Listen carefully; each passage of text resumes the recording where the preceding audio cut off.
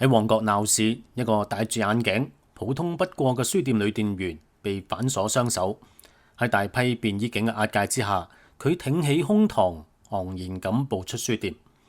佢身上嗰件印有我係書店員嘅 T 恤，同周圍冰冷嘅執法者形成咗極具張力嘅對比。呢間就係喺早一日宣布結業嘅樓下書店。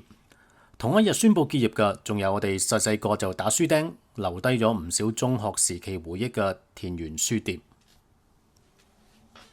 呢張照片嘅震撼力，足以向世界說明，香港仍然未能夠從2019年嘅災劫裏面走出嚟，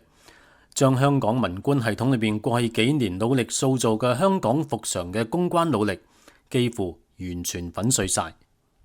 隨住美國特朗普政府再度執政，並且深陷中東泥沼，華盛頓被迫將大量嘅戰略資源重新調配到中東，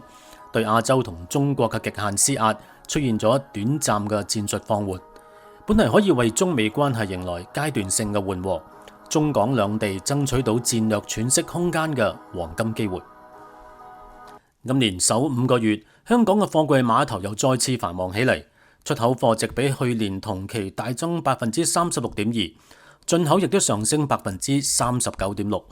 由於表現遠超過預期，貿發局甚至將2026年全年嘅出口增長預測上調去到20%以上。香港作為離岸金融中心，原本將會再次迎來中概股回流同埋大型中資企業來港上市嘅浪潮。IPO 募資額同市場活躍度原本要迎來 V 型嘅大反彈，但令到人百思不得其解嘅係，北京上個月突然收緊對香港金融管制，限制大陸資金來港，令到香港嘅經濟復甦被夾硬剎停。到現在又對民間書店採取異常嘅強硬行動，極大咁破壞咗國際社會對香港嘅觀感。不論係毛澤東逝世、文化大革命結束之後嘅轉型期，還是係1989年6.4事件之後面臨國際孤立嘅困局，當時嘅中共領導層都係展現出極高嘅務實彈性。佢哋喺一定程度上面迎合咗西方輿論同民情嘅需要，刻意營造出政治寬鬆嘅氣氛。毛澤東逝世之後，鄧小平為咗推動改革開放，並且爭取西方社會嘅資金同技術，喺政治同社會控制上面刻意鬆綁。最典型嘅例子係1978年底北京出現嘅民主牆運動。中共喺初期對呢場運動採取默許態度，向西方展示新中國正在走向開放嘅形象，為1979年中美正式建交建立意識形態嘅基礎。鄧小平喺訪美期間表現出開放同親民嘅形象，但之後鄧小平得到美國政府承諾支持之後，隨即喺1979年春季展開整頓，逮捕咗厲京新等異見人士。呢套策略成功喺關鍵嘅窗口期安撫咗西方嘅輿論。